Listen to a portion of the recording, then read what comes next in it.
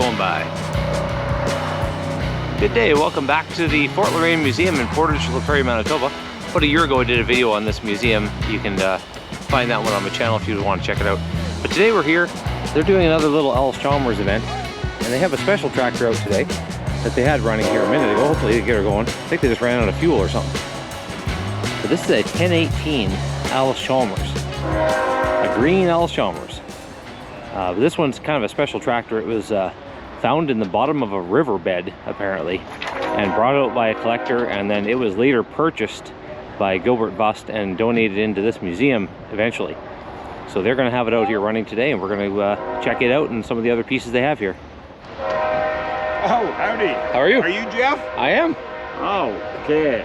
You gonna take video? I am. We're out of gas right now. Well, that's no good. What's dripping out the bottom? Is that your missing gas? That's the Water pump. Is that the water? Water pump. That water pump. Turn that grease cup just about a quarter turn, it'll stop. Huh?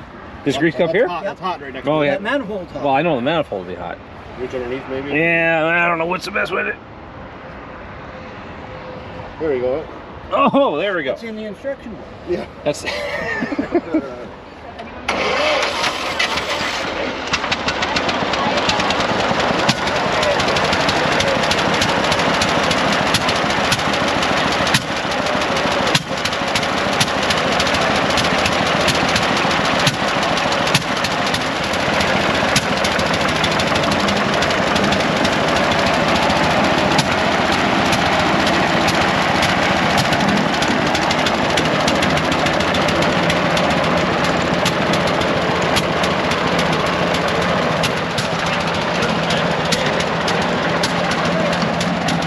I'm assuming he knows how to stop, but you know, I don't know that for sure.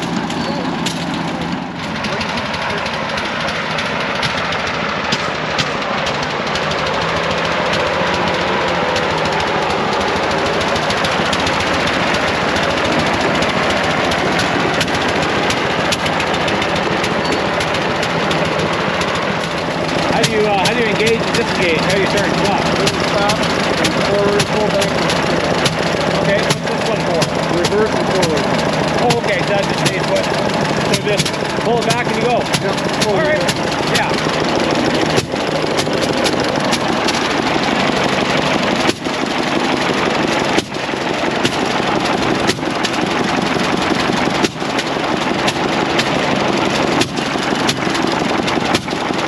Oh, yeah, it's touchy.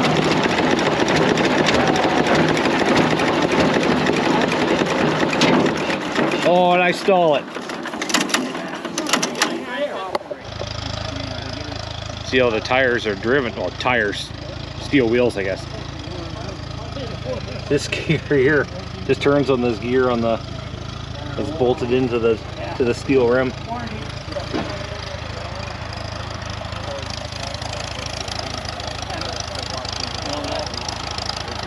Simple. In 18, they came out with the 1830. That was a standard four-wheel, standard tractor, pretty much. And that was, and then they had the 612. Those were the two early tractors, and they're both kind of oddball in a way. You know, the other one is just a two-wheel drive, and you put your horse implements behind it. But that's what they started out with, and then they came out in about 1918 with a standard version of.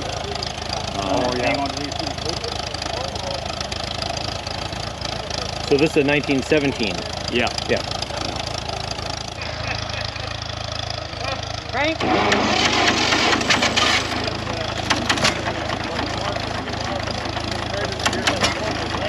On impulse, eh?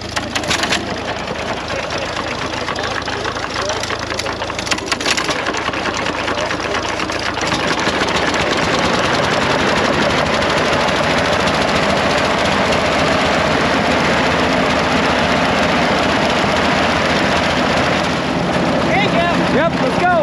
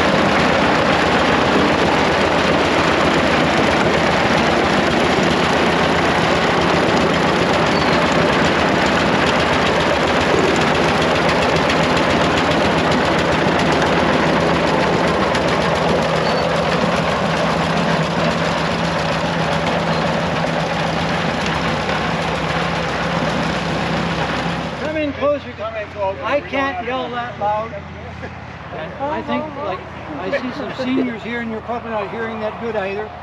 Right on. Anyway, we'll start right here because this is where Allis-Chalmers started building farm tractors.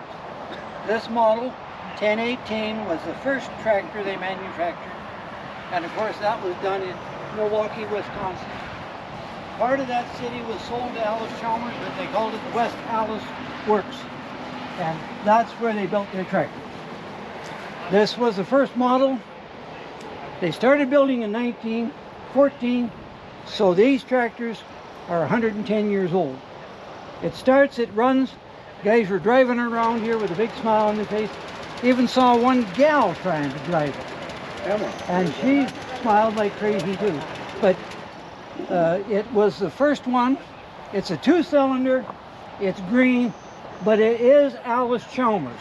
It qualifies as a good tractor. We've got some green guys here. We're not going to let them off the hook.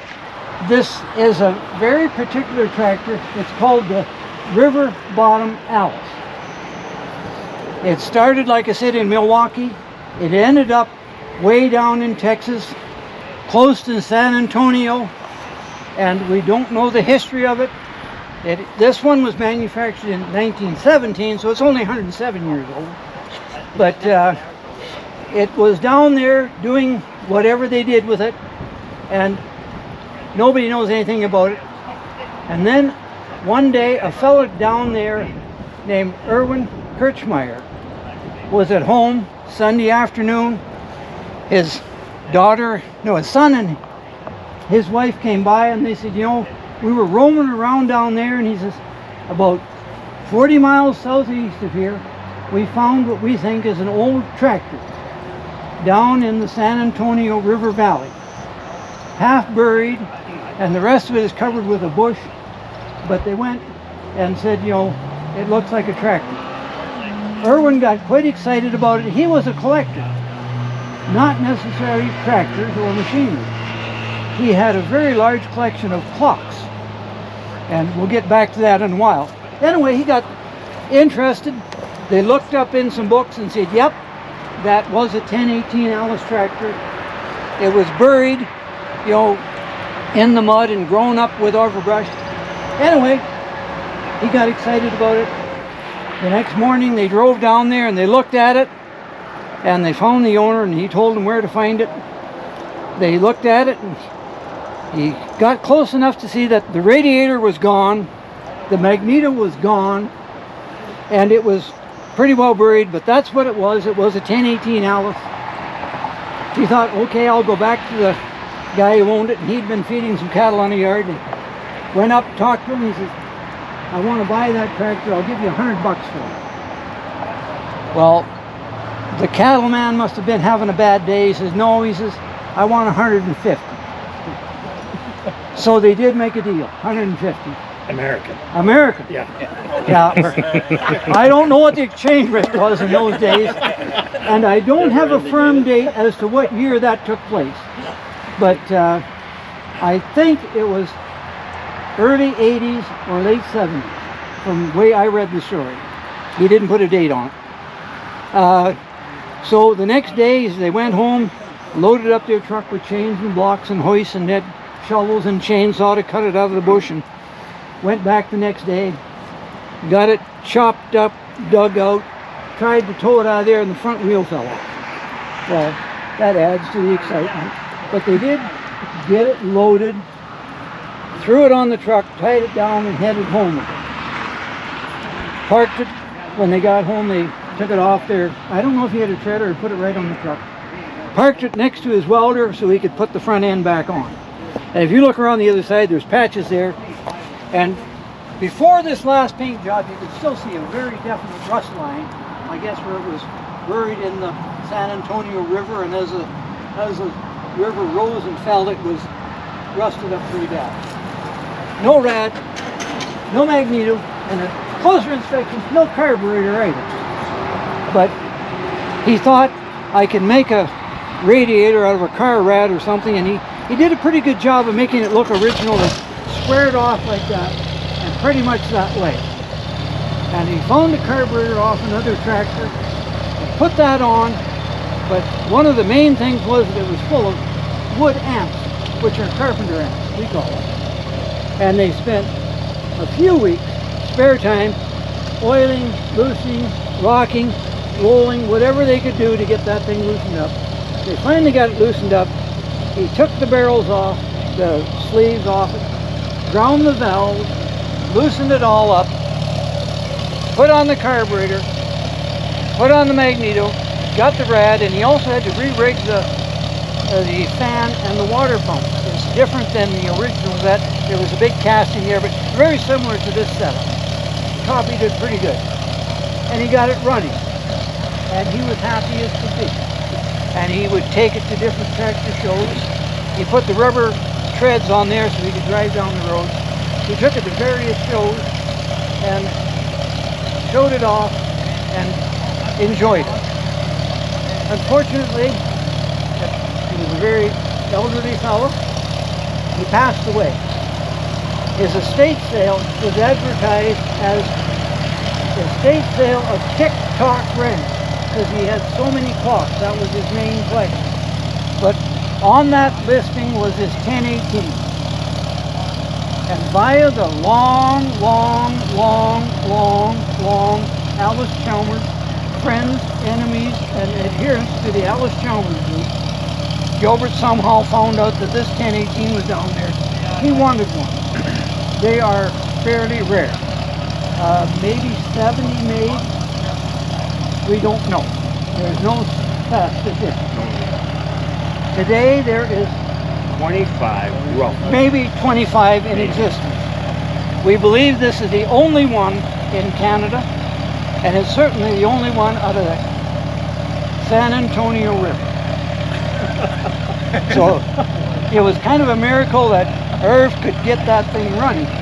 And Gilbert wanted to go to that auction sale. He conscripted a good friend of his, Keith Monroe. He's around here. There he is with a black shirt standing under the Alice sign.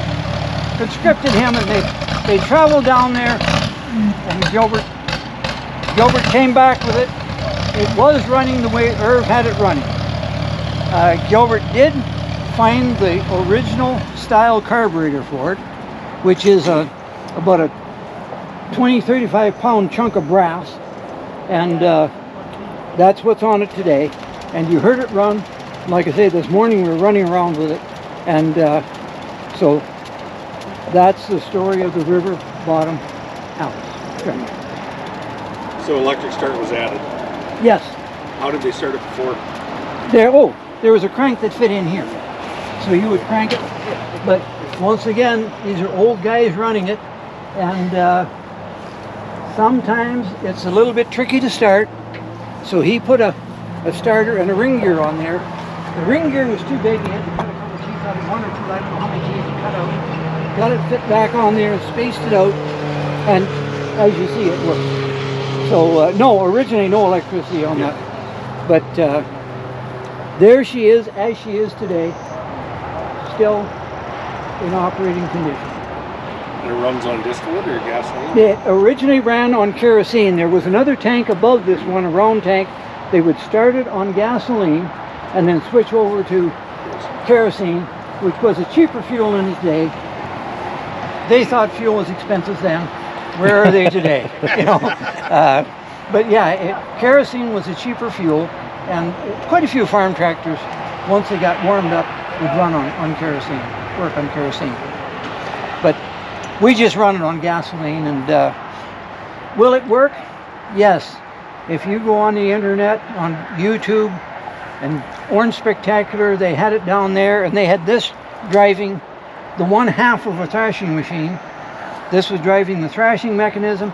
They had another 1018 on the other end driving the blower.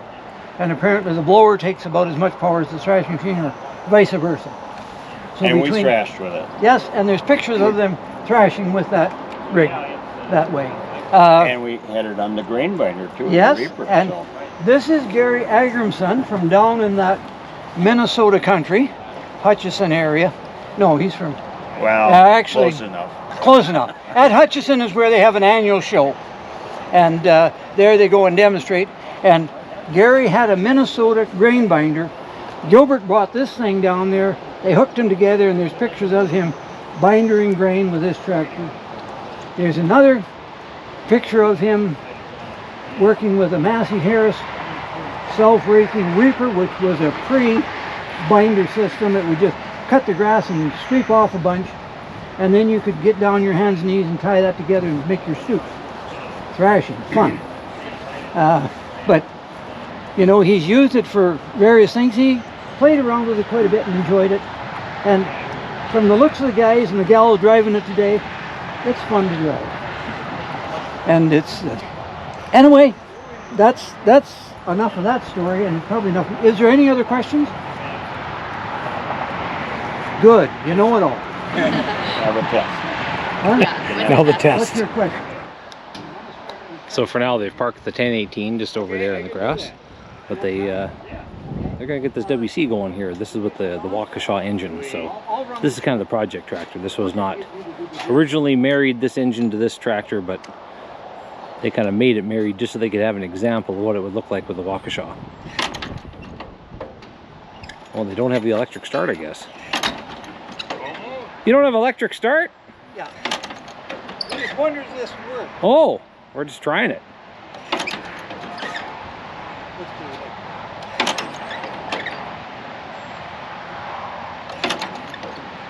it. I'll just edit the video to make it look like as soon as you flipped it, it just started up. Gas is on? Yeah, I did turn the gas on. Maybe I turned the gas on. Oh, there we go. It runs so nice.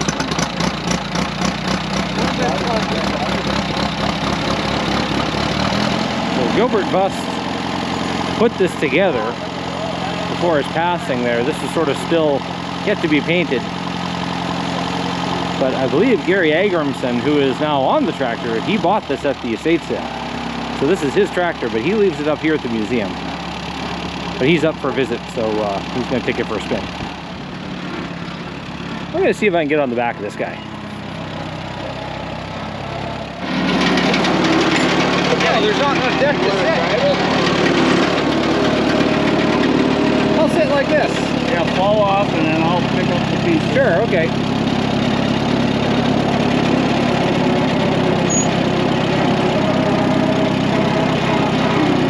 Do you know the story on this tractor? A little bits of it. Gilbert, this was one of the last things Gilbert worked on. I knew, yeah, I knew that. Because it never got painted. No, it's kind of bad. But it's a homemade tractor, but it's got a Waukesha engine.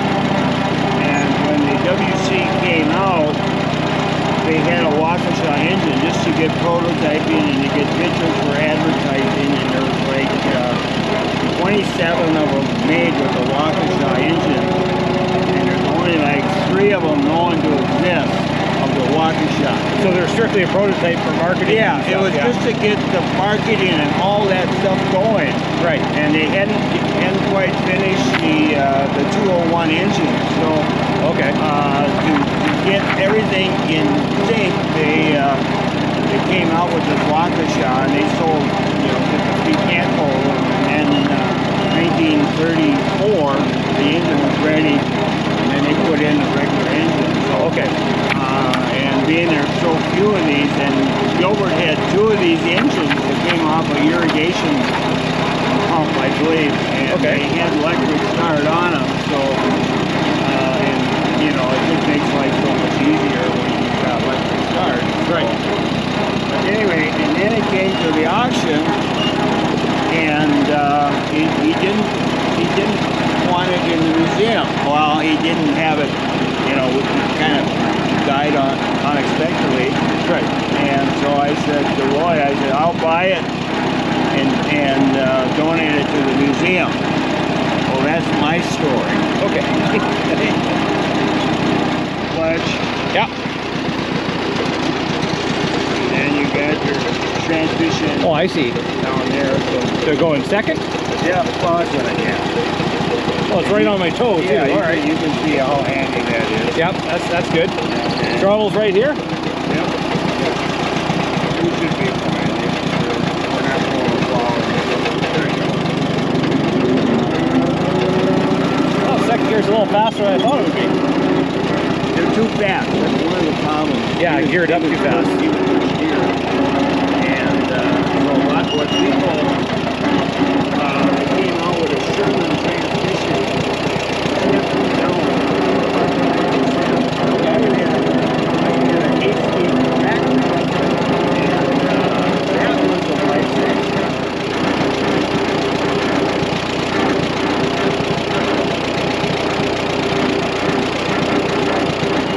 Never know on something like this.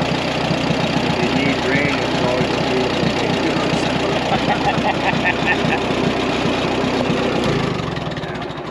I don't know if we can find any other suckers that want to drive them or not. But, Okay, that's going to do it for this video. If you like this content, hit like, hit subscribe. It does help out the channel. I like to see some views so I know I'm not wasting my time entirely out here, that someone is getting some enjoyment out of this. I'll probably break this up into a few different videos, but we'll start with the 1018. That's kind of the showpiece of the day. That's the one I kind of wanted to see running. Like, this is probably the oldest tractor I drove. I drove for all of like 3 feet before I stalled it out, but I did ride on the thing. This is probably the oldest, other than that steam engine I got to steer at Austin last year. This is probably the oldest machine I've ever driven. But thanks for watching, and hope you enjoyed it, and we'll see you in the next video.